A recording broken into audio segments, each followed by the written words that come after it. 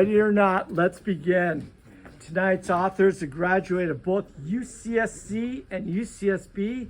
He's a Gaucho Banana Slug, where he majored in creative writing and English literature. After selling his successful office furniture business, which he ran for 3 decades, he started paying more attention to the story ideas that had accumulated in his mind over the years. This free time now has allowed him to finally bring to life his new book, Saving Yukon. Please welcome Bryan Burnell.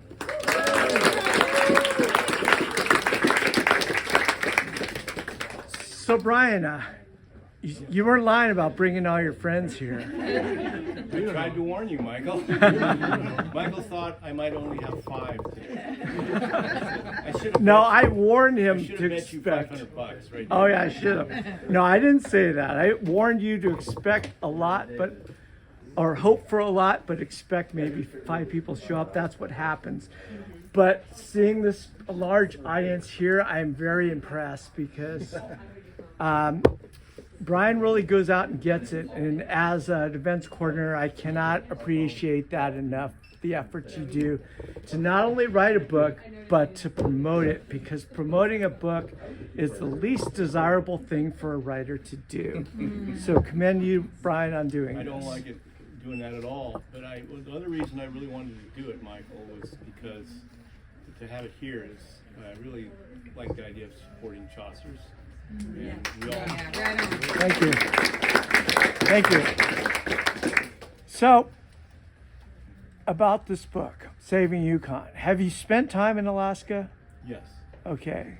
and the Yukon. And what did you do while you were there? I went fishing a lot and into the wild, and it was pretty crazy actually. Things that I shouldn't have gone there actually. It's Yeah. dangerous. Things that happen in here, no, I embellished it. When I went on this trip with a good friend of mine, it was an interesting story how we got up there, because my friend is a publicist in LA for Hollywood, and there's 2 characters in this book who are real. One of them is Chuck, if you've read the book. Chuck went to LA because he was trying to, this is the true part in the book, trying to raise money for a gondola. And he met Tony at a fundraiser. So Tony helped him raise some money, and they said goodbye. And then Chuck called and wanted to know if he could get an actor for the Juno parade. So, and he got him Robert Mitchum. If anyone know who that is, back in the day in the 70s or 80s, Yeah. that's a big actor. Yeah. So Chuck was indebted to him and told him, just come on up anytime and I'll take care of you and I'll send you out fishing in the wild. And that's what we did. Wow. And so there are some truths in here, Sharon. So, but not a lot. Not, majority of the book not true. It's a novel. But I was inspired by it, the trip, and then my first time that I really thought about writing was in college. But I really had to just discard that after reading some of these authors I really loved a lot, which like Hemingway and Fitzgerald. Yeah. And so I also had to go out and make a living and do something. So I just put it aside. And then after the trip, the idea came back, and then it took another 20 years to get going on it. So, Did you always want to do that? Even like 30 years in the furniture business? And I always was wanted that to- always in the back of your mind? But I don't know if any of you tried to write, but it's pretty hard. Yeah. And then, so, yeah, I almost did, Mike. I almost did. And so I finally got a chance when I retired. And, How were you able to keep the faith in all those years, though? I mean, I didn't. People- It came and went. It came and went. And yeah. I thought actually I would never write, honestly. And, but then when I retired, I had to have something. I really had to find something to do, and I was driving my wife Jenny crazy. So yeah, I had to, and that's when I decided to go ahead and give it a try. Was the pull strong initially, or was it a hard process for strong. you? Strong pulls. I wrote the book in 2.5 years. And if you know authors, a lot of them that I talk fast. to, that's fast. Yeah. I didn't mean to go fast, but I just the story was written already. So that's half the battle. If you have a story, and you've got a platform. Did you always want to do Alaska? No. No. It just, even going up there was rare. I just got an opportunity with my friend. Mm-hmm. He invited me. I said, okay, sure. Being stupid and young, we went. So describe the last 2.5 years then, in terms of how you wrote, like first thing in the morning. Good question. I always thought that, I would set up first of all, I should backpedal a little bit I tried to write at home, and that didn't work. And it just was, there's too many distractions. I didn't have enough space. And so then I got a space separate from my home, and then that's when it really cranked up, because I could be very private. I thought I would go to my office at 8:30 to 5, Monday through Friday, like I had done in my business for all these years, and that failed miserably. Okay, and so what I found is, if you're going to be an artist, like my daughter is one, Rick Garcia I saw here, you don't just paint on a schedule. Yeah. You can't write on a schedule. So I would go down to my office with that idea in my mind, and I couldn't write. So, and then it got to a point where I just had to wait till I felt like writing, then shoot on down there. Mm-hmm. And then I could go weeks with no writing at all, and then go 7 or 8 straight days with writing. Mm-hmm. When you're writing, did you edit along the way, or you just? I did, yes, and that there's a couple ways of doing it. I just did it that way. Well, there's no right way. Yeah, though. you're correct. Yeah. Although this, I had editors lined up, Mm-hmm. so I didn't feel like I had to do that. I didn't do any I did some spell checks, but Mm-hmm. yeah. And your characters, did that come from anyone, or did they come from your imagination? Imagination. Yeah. Gabriella was based very loosely on a person we met up there, very loosely. Mm-hmm. But I don't want to go into that. 'Cause Okay. It gives out way too much. Yeah. And, So it's no one in this room. no. Casey, don't say anything. How about sharing some of it with Saving Yukon with everyone? All right, so no worries. Well, there were 2 characters in the book. A lot of people read it. There's Gabriella and there's Mateo, and they both speak in the first person in the book. Mm-hmm. Mateo being the most, he speaks the most.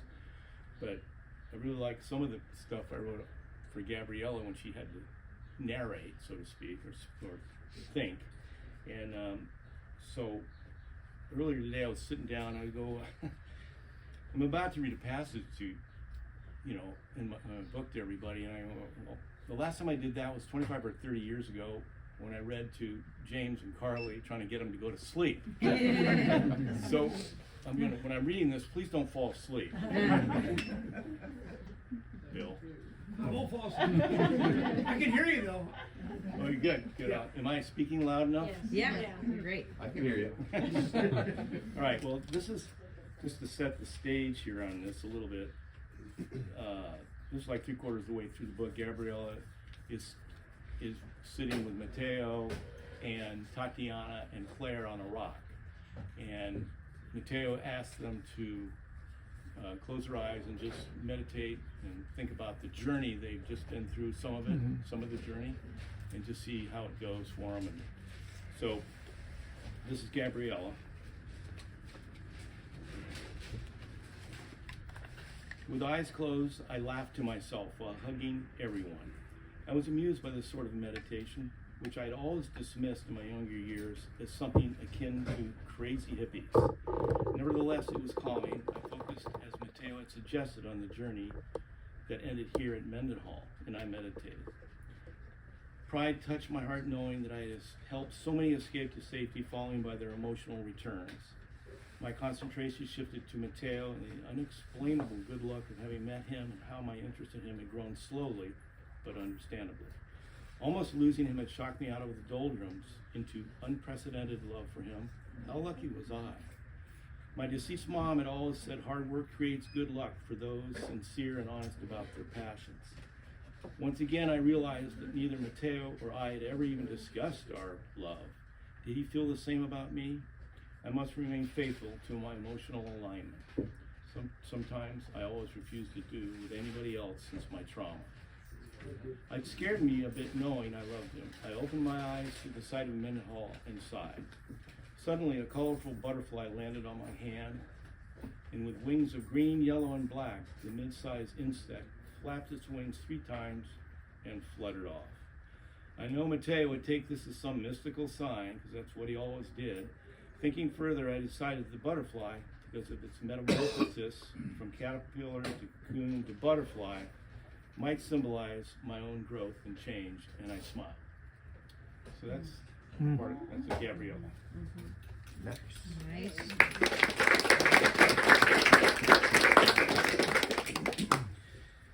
I don't know if those who read the book, there is a poem in the back, and so I'm just going to read a little bit of that, not all of it. That will put you to sleep. In my hectic, scattered younger years, I lived among many memories of fear, but still appeared in front of lenses and light until one day a nightmare came to me with fright, scattering my life and locking me in my cage, not allowing me to retake center stage. Yesterday, when life was so fine, I drowned it out with abundant wine. What can I say? Is there a softer way? Finding it hard to fancy anyone, I give little hope to no one. Better for me, you know, they say. But today the rain washes me clean, giving me the fresh look of a beauty queen. Let's do this another day, and then it will be another place and time, and maybe I will be almost fine. So that's just part of it. That's good. I said I'm not reading anymore. Okay. I'll ask you one more question, and then you said you have a lot of questions from your friends. I and will stuff. see. Yeah. All right. So my last question for you is, did you write this completely on your own, or did you have people reading a writer's group, or how did you go through this? Good question. I wrote it all. I wrote the entire thing first. Yeah. Then I had beta readers that I asked to read my manuscript and give me their opinions. I had 6 of them, and I mentioned them in the book in the acknowledgments. That was very valuable. Very. What's a beta reader? Who asked that? Oh, Yeah. okay. It's someone who volunteers to read your manuscript before you send it to the publisher. Before the publisher. Yeah, and then you sit and it's really valuable. I mean, I changed some things. How do you contact somebody like that? I mean, They're all my friends. okay. I should have used you, but that turned out to be really important. And where did I get that idea? From another author. Yeah. Was it tough for you to get your work out there, first to the readers and then to the public, or Tough. like did you? I didn't know. No, I didn't even actually care a lot about that. I wrote it for myself. That's good. So the publisher, they handled that part, the publisher, Yeah. and so I can expand on that some if you want, if anybody has a question about that. But they handle as much as you'd like to pay for. You know, I'm not Stephen King, Michael Crichton. You got to pay for your publisher. Nice. So, All right. Who would like to say something, or? Question. yeah. So, did you get times you said you kind of ebbed and flowed with it? Did you get stuck? Oh yeah. And how did you get unstuck? I found you just put it aside for weeks sometimes, and then all of a sudden, it's a really good question, because what I found is how do you solve something you're stuck? It can come to you anytime, anywhere, 24/7. Oh, that's great. And so the way I figured this out, first of all, I'd wake up at 2 in the morning and go, I got it.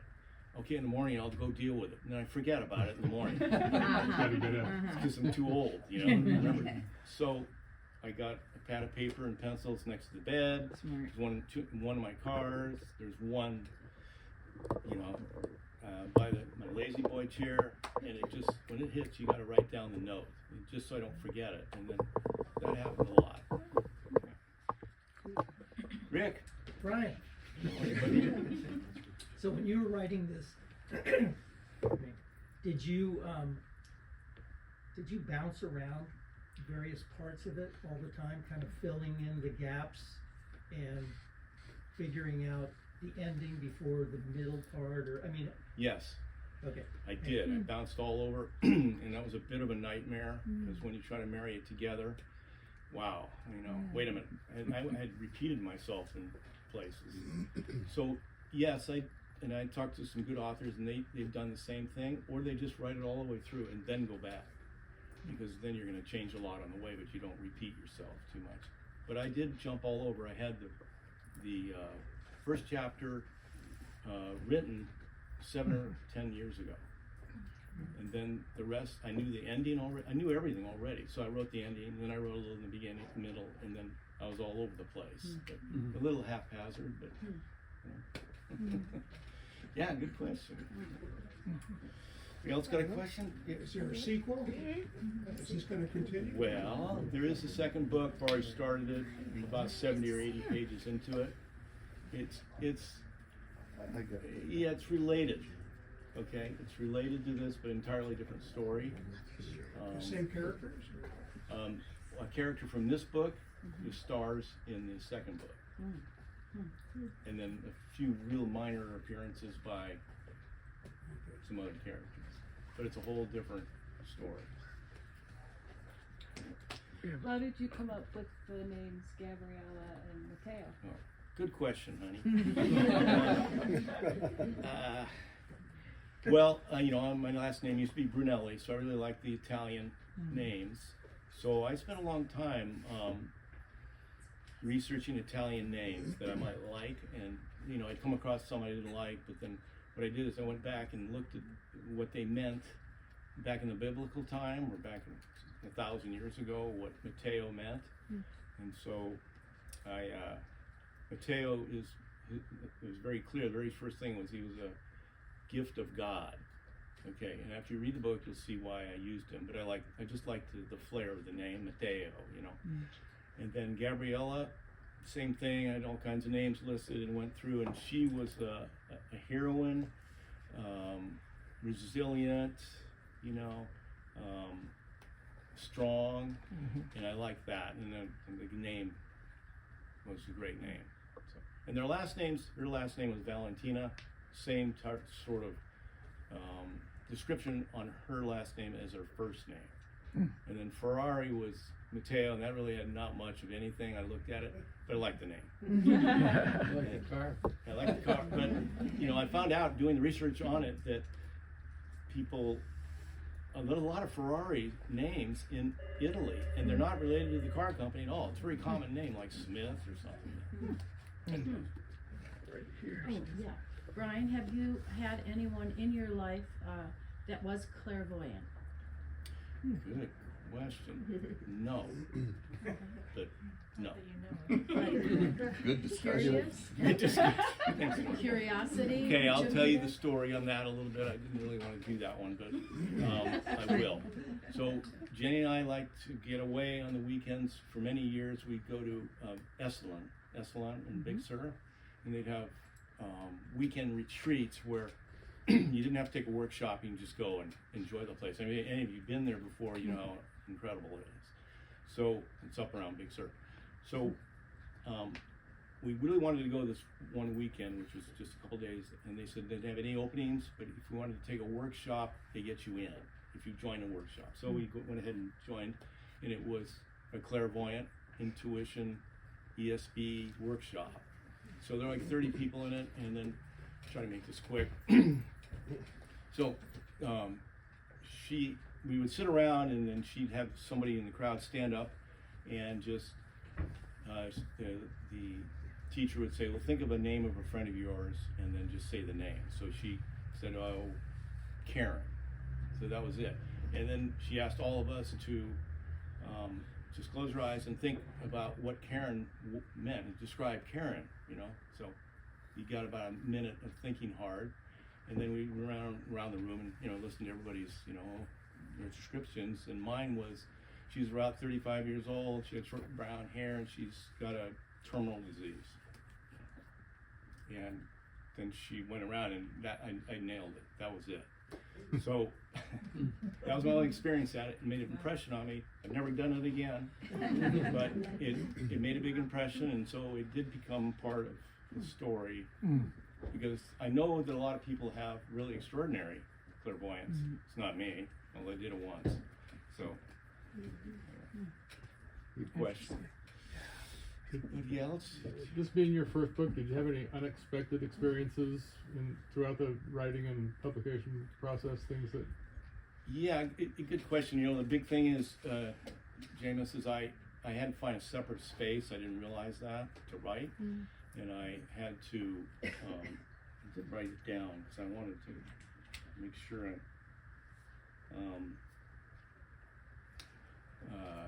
I was surprised, Jim, on how, I mean, the book's around 280, 300 pages. I must have thrown out 1,500 pages. So that surprised me a lot. I got all these things stacked up in my office that I needed to, you know, get rid of. But it was really a lot of, and I found out that that's pretty common with authors. But I didn't know that. Yeah. No idea. Yes. Yes. Oh, sorry. Either way. It's the same time.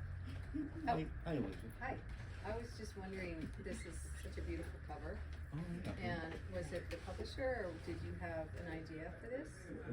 Yes, good question. The publisher, I hired a hybrid publisher, Yukon Publishing. Well, I didn't hire them; they had to vet me too. Okay, they had to accept me, and of course I was ready to accept them. But they had to accept me. They took the manuscript, they read the first 20 pages, middle of it, the last, and then about 2 months later they called and said they wanted to take it on. So one of the hybrid means that they have all these different things that you can pick if you want them to do it for you. And so I picked, you know, I don't want to do the design, I didn't want to do the editing, I don't want to do the layouts and stuff, but they insisted you have to be involved. And then when they gave me my first cover, it was so awful. I mean, I don't know if you remember that, Carly, but it was so awful that I said, no, we got to keep working on this. And I went through 9 different things to get to this. Wow. But they had, the figures on the front were stick figures, like just these, like matches or something. And okay, well, we'll keep working on this. So it took a while, but I gave them more and more guidance, and this is Mendenhall Glacier for the most part. Good question. Yeah, but I really liked it, and finally they landed on what I liked. And you know, I asked other people like Carly and Jenny and stuff what they thought, and they loved it too before I settled on it. Yeah. We've talked about this a little bit, but I'd love for you to expand on what the experience was like for you to write in a female's perspective. Mm-hmm. How did you begin that? Did you just what did you filter into, like, say like, oh, this is female, this is feminine, this is like, or how did you, like, were there writers that inspired you, or how did you approach that? You know, good question, Carly. It was the most difficult part of writing the book, was switching my brain to think like a woman, and quite frankly, I'm not very good at that. You know, I'm still trying to figure out. Is that true, Carly? Can you say that in your experience? I mean, you did a great job. Oh, thanks, Carly. Yeah. But you know, that I had to throw out a lot after I wrote them, and the editor helped me a little bit. The editor, there were 2 editors. They're both female, and they would, you know, they go, this one section, I think you should rewrite that.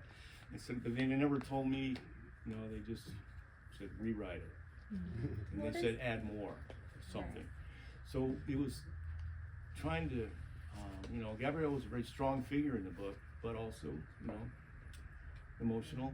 So I had to switch onto those gears. Right. And that wasn't very easy, but I don't know, you could tell me if you think I did it or not, but I mean, it was hard. I kind of like that there is a little bit of flow between the two, like their perspectives could be, like Mateo, I think, has like feminine qualities as well. So Does it is, have some, yeah. yeah, so it's like, you know, it's, and she's a very powerful, strong woman. Yeah, Role, right on. you know. Yeah. So, Yeah. it's interesting. Okay, my next question, sorry.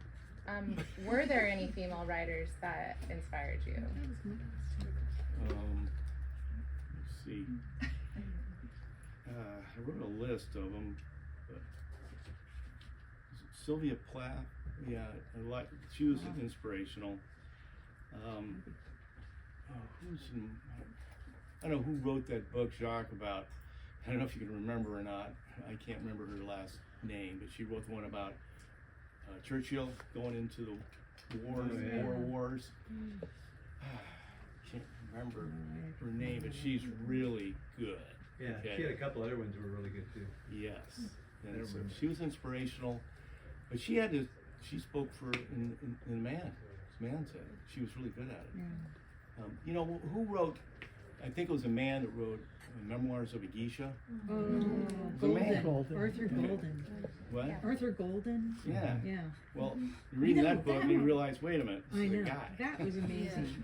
That was true. really good. It was really good. Okay. Well, let me get somebody else. Oh, Oh, right. James. Yeah. Sorry. A two-part question. I have to do that first one, but That's what I should have done. once the book is in this form, did you sit down and open it up and read it cover to cover like we would? Yes, they How made many it. times? You know, so many that I actually hate the book now. They gave me this copy, one copy, before it goes to full-on print. They gave it to me, and I go read it and make sure you're okay with it. I read it and read it and read it. You know, it's just you're just reading through the same stuff over and over. And I finally said, good enough. So the second part of the question is, would you change, and this can just be yes or no, would you change anything if you went and reread it? I mean, Yeah. anything significant Yes. about the characters? But here's what the owner of Acorn told me this is going to happen. You're going to read this, and you're going to want to change it. And at some point, you got to stop because you'll go on for decades. And, you know, just you'll never stop. You know, like it's saying, you got to be satisfied with it. At some point, I read it enough. I was okay. It's good enough. I guess. You know, right, Rick? You do painting, you do that. If you don't stop, painting's never going to end. So before we do one more question, I'm going to remind people we're going to line up down the philosophy religion aisle. Brian's going to be signing right here, and we're going to flow out this way. So after we sign, please line up down the aisle after he speaks. When you're down that aisle, just get some more books and buy them. Yeah. That's a good idea. All right, let's take Wait, one more. I'm in YouTube. So this might be too personal, but in the process of writing, did it shift you as a person or shift any relationships in your life? That's a difficult one. Did it shift any relationships in my life? Not really. Not that he could talk about it here. It got you out of the house, Brian, so Jenny. Yeah, it got me on that. Good question. I can't answer that. Yeah. Yes, I hear you. For this book, the Yukon and Santa Barbara were big inspirations and settings. Is there another place that you are equally inspired by and that might feature heavily in your next book? Yes, but I'm not telling you. Good for you. Actually, two places in the second book are very, I mean, they're inspirational, even though I haven't been to one of them. But it's, yes, you will. And Santa Barbara's involved again, but just as a setting, you know. And you know, Santa Barbara's just, you know, I lived here, so I had to put it in the book, right? Let's take one more question he can answer. You know, I should have figured my acupuncturist would get Thanks, to me. Anthony.